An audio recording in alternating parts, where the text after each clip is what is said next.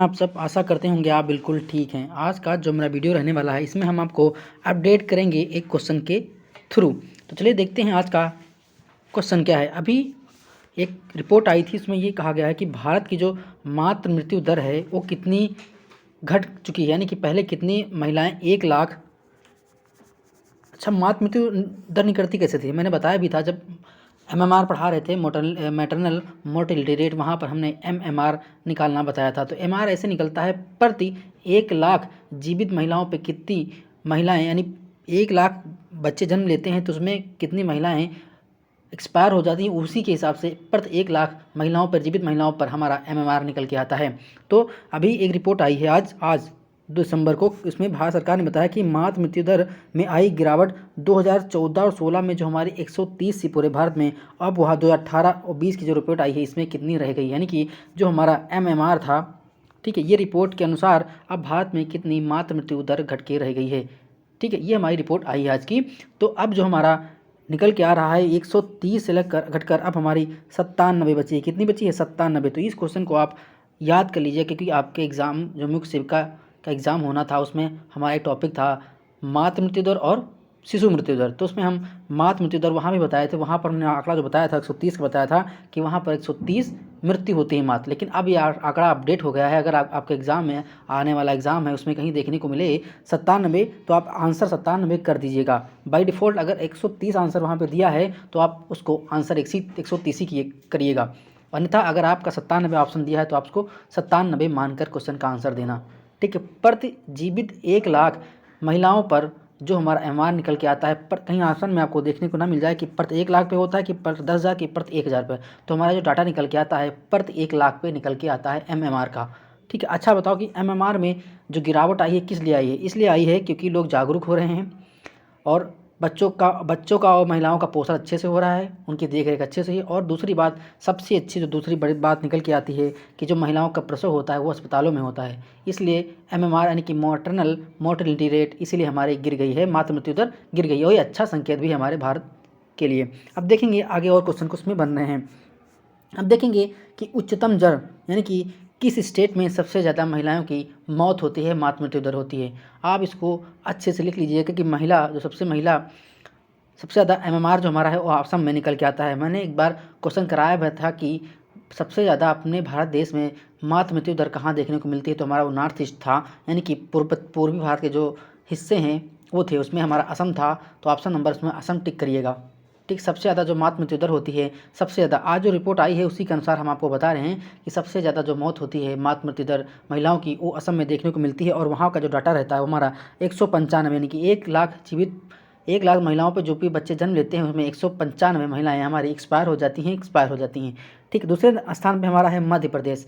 मध्य प्रदेश में 173 यानी कि 173 एमएमआर रेट है। आप एक चीज़ याद कर लीजिए, आपको यूपी का सबसे ज़्यादा याद रखना है, यूपी का, क्योंकि आपको यूपी का जॉब लेना है यूपी का। तो इसलिए आप यूपी को अच्छे से याद रखिएगा कि यूपी में हमारा मैटरनल मोर्टेलिटी कितना है। तो यहाँ पर यूपी का हमारा 167 है। कितना है? 167। आप यूपी को अच्छे से स्टार बना लीजिए कि यूपी का कितना है। यूपी का 167 है। अब देखेंगे कौन से हमारे भारत के ऐसे राज्य हैं जहाँ पर मातृ मृत्यु दर यानी कि मैटरनल मोर्टेलिटी रेट बहुत कम है।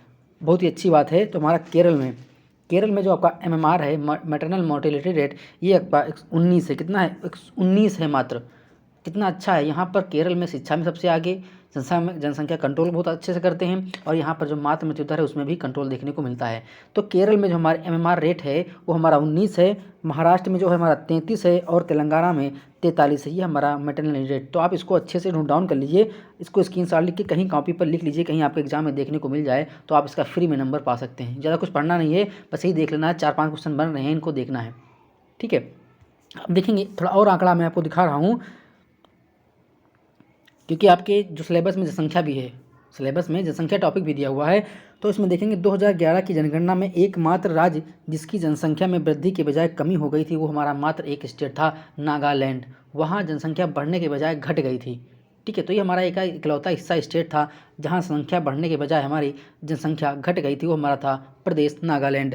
दूसरा क्या है, 2011 की जनगणना के अनुसार सर्वाधिक और न्यूनतम लिंगानुपात यानी कि सबसे ज़्यादा सेक्स रेशो जो था हमारा वो केरल में था। और हरियाणा में कितना था? हरियाणा में 800 कुछ समथिंग था, 841 था, जबकि केरल में 1043 था। ठीक है, तो ये हमारा सेक्स रेशियो सबसे ज़्यादा केरल का है और सबसे जो निम्न है हमारा वो हरियाणा का है। इसीलिए हमारा हरियाणा से बेटी बचाओ बेटी पढ़ाओ 22 जनवरी 2015 को लॉन्च हुई थी योजना। ये हमारी हरियाणा से लॉन्च हुई थी, इसीलिए क्योंकि वहाँ का सेक्स रेशियो आपको बढ़ाना था, इसीलिए हम एक योजना स्टार्ट हुई थी, बेटी बढ़ाओ बेटी बचाओ बेटी पढ़ाओ। तो 22 जनवरी 2015 को स्टार्ट हुई योजना हमारी हरियाणा से स्टार्ट हुई थी। ठीक है, और नीचे एक फैक्ट देखते हैं क्या है। 2011 की जनगणना के अनुसार सर्वाधिक और न्यूनतम जनसंख्या घनत्व, यानी कि सबसे सर्वाधिक जो हमारी पॉपुलेशन डेंसिटी थी वो हमारी बिहार की थी, और सबसे न्यूनतम जो डेंसिटी थी वो हमारी अरुणाचल प्रदेश की थी। अरुणाचल प्रदेश की कितनी थी? 17 लोग, यानी कि 1 किलोमीटर वर्ग एरिया में, यानी कि ये 1 किलोमीटर का एरिया है, तो इसमें जितने भी व्यक्ति रहते हैं वही हमारा जनसंख्या घनत्व होता है।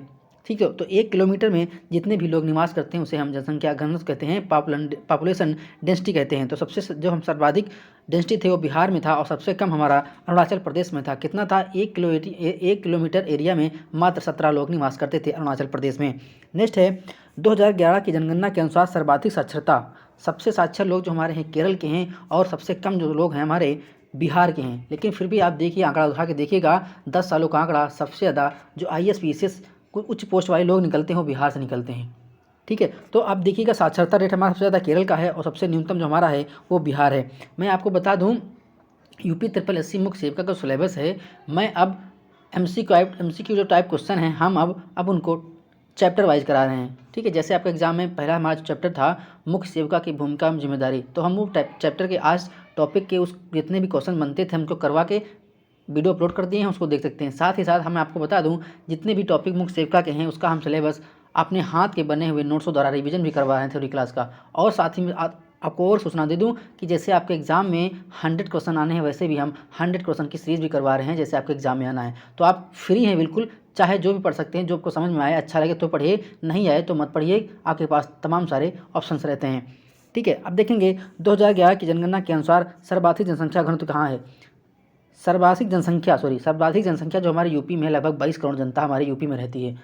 सबसे ज़्यादा जनसंख्या यूपी के है, और सबसे ज़्यादा कम जनसंख्या हमारी सिक्किम में है।